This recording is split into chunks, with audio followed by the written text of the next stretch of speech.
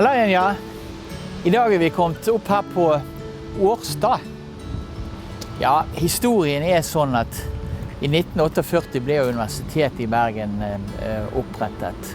Og da fikk man jo ganske klart for seg at man trengte studentboliger også. Og så følger det, så fikk du bygget da studentboligen her oppe, Allrek.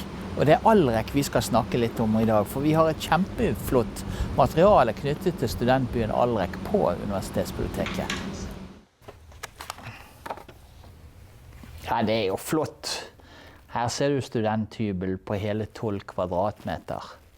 Og denne herligheten betalte man 85 kroner for i måneden. Her ser dere bilder av Allrek studentby. I forkanten så ligger Handelsstandens aldershjem. Planen for studenthjemmet på Årstadvalen var å skaffe gode boligforhold og gunstige arbeidsvilkår for evnerik og fremmedstrebende ungdom. Det litt flott. Men det skulle vise seg vanskelig å stable en bærekraftig økonomi på beina. Årsaken var at hjemmet primært skulle bygges på pengegaver fra private. I Oslo så hadde de hatt stor suksess med dette her når de bygget Sognsvann studentby. Men i Bergen så var ikke det så lett. Innsamlingen til studenthjem i Bergen hadde nemlig dessverre langt mindre appell. Og for å få bøte på dette ble blant annet studentene når de reiste hjem til juleferiene bedt om å ta initiativ til pengeinnsamling i sine nærområder. Ganske sprøtt egentlig. De reiser hjem og så får de beskjed om at de skal skaffe oss penger så vi kan få bygget dette her. Vel, det ble regnet ut at det ferdige bygget med invitar ville koste rundt 5 millioner kroner. Av disse dekket de innsamlede midlene under halvparten. Arbeidet på byggeplassen tok til 5. juni 1955.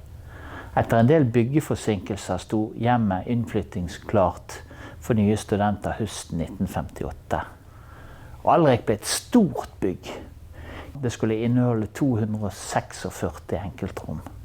Studentenes leie ble i første omgang satt til 85 kroner per måned. Og denne leien skulle da dekke både lys og varme, sengetøy, og en grunnavgift på telefonen, samt bruk av kjøkken, dusj og fellesrom. Og alle studentene som flyttet inn, de måtte da også betale et depositum på 100 kroner. Det mye penger det den gangen. Det var studentsamskipnaden som bestemte hva slags rom som skulle gå til kvinner og hva som skulle gå til menn. Og i tillegg så hadde jo selvfølgelig studentsamskipnaden retten til å nekte bøllete studenter å bo der. Det litt flott, synes jeg. Og dette var jo et supermoderne bygg da. Bygget var utstyrt med en rekke fasiliteter som ikke var vanlig på den tiden. Det blant en kantine, samt et vaskeri hvor studentene fikk vaske klærne sine. Og som ikke det var nok, så var det også en badstue som var til felles avbenyttelse. Ja, Allrek var ren luksus for dåtidens studenter.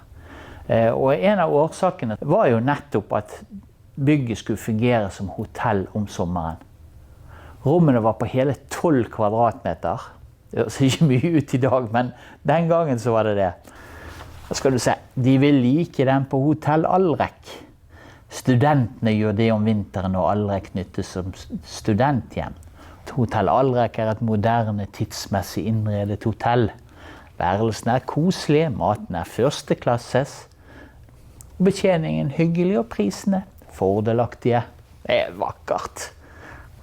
Dette deres værelse.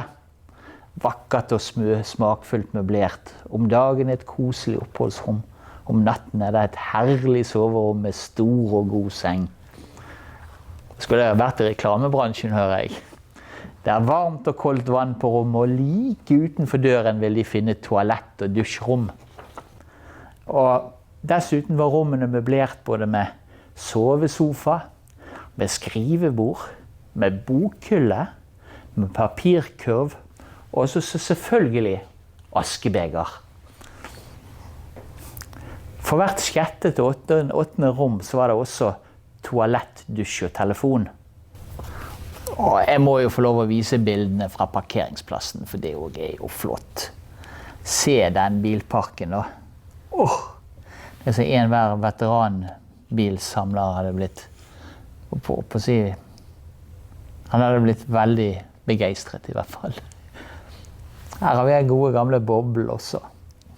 For det var selvfølgelig, som alle steder den gangen, det ble laget gode parkeringsplasser, så man kunne ha et sted å sette bilene sine. Ja, det går jo inn i samme greien med at det var selvfølgelig lov å røyke på alle rommene, og egne askebeger til møblementet, sant? Ja, vi snakket jo om prisene her. Her har vi jo prislisten fra hotellet i juni til august 1959. Et singelrom koster 21 kroner med frokost. Det er jo litt flott. Skal du bare komme og spise frokost, koster det 4 kroner.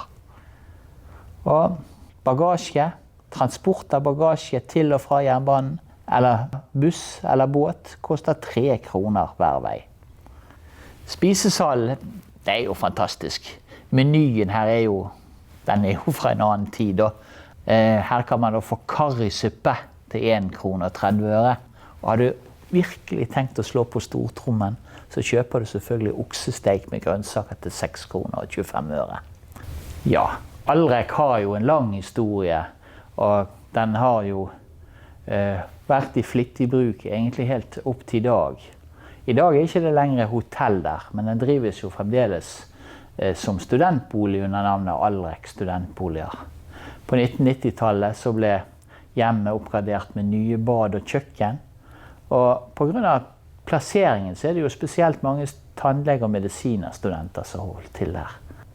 Men svært mange av oss har nok besøkt Allrek, enten for å være på fest på en av hyblene der oppe, eller på klubb Allrek, så de sagnomsuste festlokalet i kjelleren, så har han holdt på siden 1968.